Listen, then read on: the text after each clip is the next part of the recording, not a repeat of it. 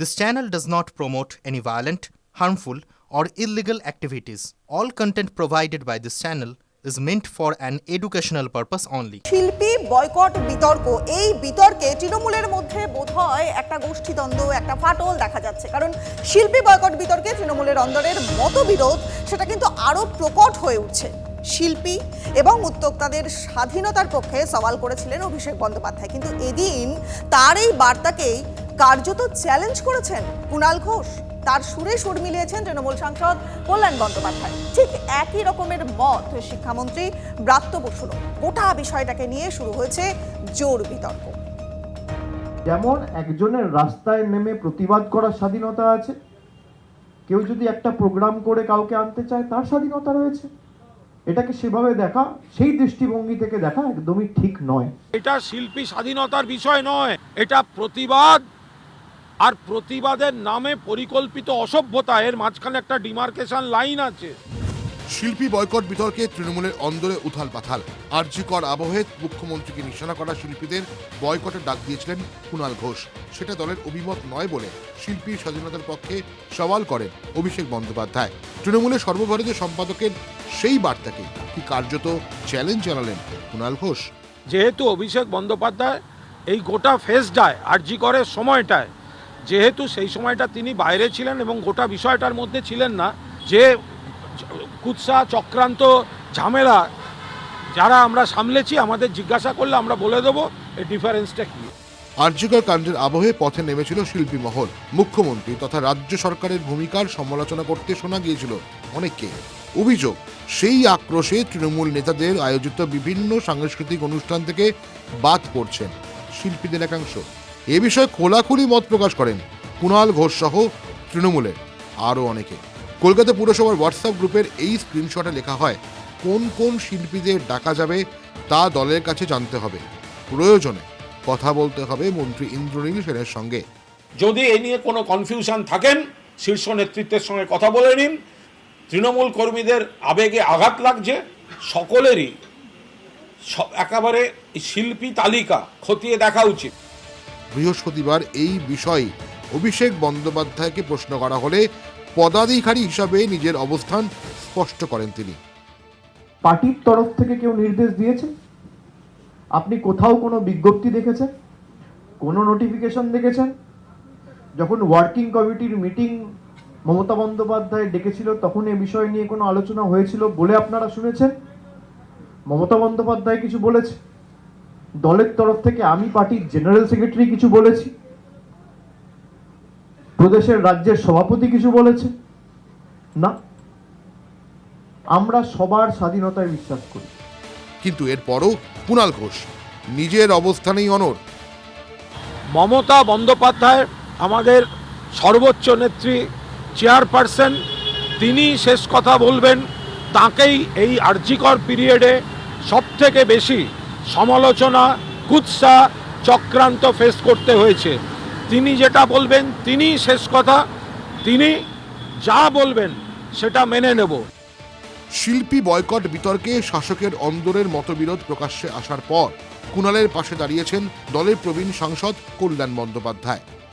মমতা বন্দ্যোপাধ্যায়ের বিরুদ্ধে যারা কুৎসা রটিয়েছে সেই সব শিল্পীদের না ডাকা উচিত। আর আমার কনস্টিটুয়েন্সির মধ্যে কোথাও ডাকলে আমি নিজে যে তার সামনে দাঁড়িয়ে স্লোগান তুলব। এইসব শিল্পীদের শিরদাঁড়া করে, শিরদাঁড়া মমতা বন্দ্যোপাধ্যায়ের শিরদাঁড়া নিয়ে প্রশ্ন করেছিল। তো এদের শিরদাঁড়াটা কোথায় যে তৃণমূলের প্রোগ্রাম নিয়ে তাদের চালাতে হচ্ছে?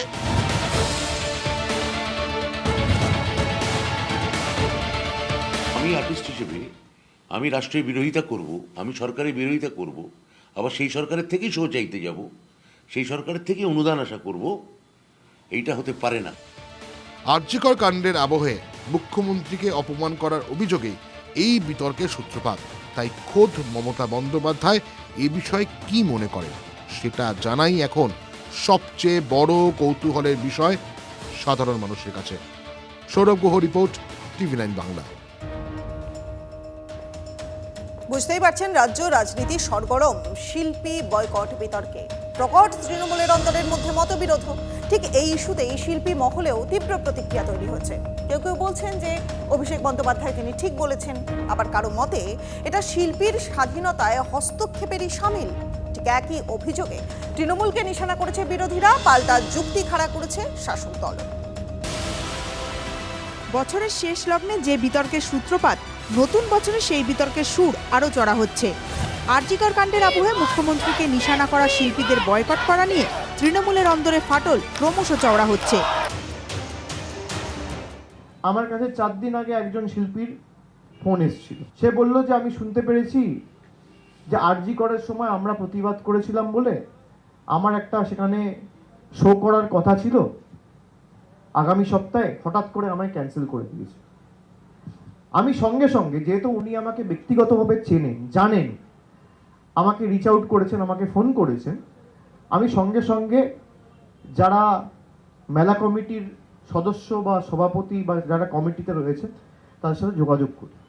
তারা বলে যে এমন কোনো বিষয়ই নয়, এবং যিনি ফোন করেছিলেন তিনি প্রোগ্রামটা করছেন। ভাই, এটাই তো বাংলার সাথে অন্য রাজ্যের পার্থক্য। প্রতিবাদ কেন করবে না? কোন এক শিল্পী, কে শিল্পী যাকে ফোন করে বলতে হচ্ছে প্রোগ্রাম দিন, ওই ধরনের কিছু, তার সেই শিল্পীর সিদ্ধারা কোথায়, সেই শিল্পীর নাম কি জানতে চাই। অভিষেক বন্দ্যোপাধ্যায়ের বক্তব্যকে কার্যত নস্যাৎ করে যেভাবে কুণাল ঘোষ, ব্রাত্য বসু ও কল্যাণ বন্দ্যোপাধ্যায় বয়কটের পক্ষে সওয়াল করেছেন, তাতে শাসকের অন্দরের মতবিরোধী স্পষ্ট হয়ে যাচ্ছে বলে অনেকের অভিমত। সার্বিক পরিস্থিতি যেদিকে গড়াচ্ছে তার রীতিমতো ভাবিয়ে তুলছে শিল্পী মহলকে। থেকে বড় অবনতি কোনো শহর বা পশ্চিমবঙ্গের হতে পারে না, যেখানে শিল্পীর শৈল্পিক দিকটাকে ব্যক্তিগত স্বার্থের সঙ্গে গুলিয়ে ফেলা হচ্ছে। মঞ্চকে আমার, আপনার, ওদের, তাদের, আমাদের বলে ভাগ করে নেওয়া হচ্ছে। আমি অভিষেক বন্দ্যোপাধ্যায়কে বলবো যে উনি ঠিক বলেছেন। উনি ওই মান্যতাটা তো যে কোনো মানুষের, যে কোনো আর্টিস্টের একটা গণতান্ত্রিক অধিকার, এবং মুখ্যমন্ত্রী তো কোনোদিন বলেননি। আলটিমেটলি তৃণমূলের ভয়েতে লোকে যায়, গুটি কয়ে যায়, 80% অফ হয়ে গেছে। শিল্পীরা যে তাদের বিরুদ্ধে হয়তো প্রচারে নামতে পারে 26-এ 2011-র মতো, তারা সেই সিঁদুরে মেঘ দেখছেন এবং রেগে যাচ্ছেন। নতুন করে এই ইস্যুকে ঘিরে যেভাবে নেতাদের মতানৈক্য প্রকট হচ্ছে, তা নিয়ে শাসকের বিরুদ্ধে শিল্পীর স্বাধীনতায় হস্তক্ষেপের অভিযোগকেই হাতিয়ার করছে বিরোধীরা। তৃণমূল কংগ্রেস মত প্রকাশের স্বাধীনতাতে বিশ্বাস করে না। তৃণমূল কংগ্রেস হচ্ছে ফান্ডামেন্টালিজমে বিশ্বাস করে। এখন শিল্পীরা পশ্চিমবঙ্গের এমন অবস্থা, সিনেমা চলছে না, ভয়ঙ্কর বাজে অবস্থা, সরকারি পৃষ্ঠপোষকতায় সবাই জীবনযাপন করছে। তার ফলে অনেককে তৃণমূলের প্রতিষ্ঠা দিবসে মঞ্চে গিয়ে সেজে গুজিয়ে গান করতে হচ্ছে, অনেক কিছু করতে হচ্ছে। সবাই প্রতিবাদও করার সুযোগ বা সাহস পাচ্ছেন না। তৃণমূল দলের প্যাঁচার খিচখিচিতে দিদিকে নেতৃত্ব দিয়ে ঠিক করতে হবে, বাকি কিন্তু চলছে, চলবে। আমরা কিন্তু শিল্পীদের অধিকারের পক্ষে। শিল্পী কেন, ভারতবর্ষের সব মানুষের মতামত প্রকাশের যে অধিকার, আমরা সেই অধিকারের পক্ষে। শিল্পী বয়কট বিতর্কে বাকযুদ্ধ, তৃণমূল শিবিরকে নিশানা বিরোধীদের। গত 3-3.5 মাস দিদি তো দিদির মতো রয়েছে, মুখ তো খুলেছিলাম আমি আর কুণাল, এছাড়া তো আর তো কেউ মুখ খোলেনি ভাই। দিদিকে দিনের পর দিন আঘাত করবে আর আমরা চুপ করে বসে থাকবো, এই পাঠশালা আমি পড়িনি। শিল্পী রাজনীতিও করব না, আর ব্যাকড বাই দি অন্য পলিটিক্যাল পার্টি হবো। হলোটা কি আন্দোলন? আন্দোলনের প্রথমটা তো নন পলিটিক্যাল ছিল, আন্দোলনের পরবর্তীকালটা তো পলিটিক্যাল হয়েছে। Backed by the CPM and ultra communist, তাদের দিয়ে হয়েছে, বিজেপির লোক আছে। অনেকেই বলছেন আরজিকর কাণ্ডে যে আন্দোলন গড়ে উঠেছিল তা সহজাত, স্বতঃস্ফূর্ততা ছিল তার মধ্যে। বিভিন্ন ক্ষেত্রের কৃতীদের মতো শিল্পীরাও পথে নেমেছিলেন। মমতা বন্দ্যোপাধ্যায়ের নেতৃত্বাধীন সরকারের ভূমিকা নিয়েও প্রশ্ন তুলেছিলেন আন্দোলনকারীরা। কিন্তু সেই ইস্যুকে খুঁচিয়ে আলাদা করে প্রতিবাদী শিল্পীদের এক বন্ধনীতে ফেলে বয়কটের মতো পথে হাঁটার আদৌ কি কোনো যৌক্তিকতা আছে? সেটা কি ঘুরপথে শিল্পী ও শিল্পীর স্বাধীনতায় হস্তক্ষেপ নয়? অন্য রাজ্যে এমন ঘটনা ঘটলে কি তৃণমূল নেতারা শিল্পী ও শিল্পীর স্বাধীনতার হস্তক্ষেপের অভিযোগ তুলতেন না? এই প্রশ্নগুলো কিন্তু উঠছেই। Bureau report, TV9 Bangla.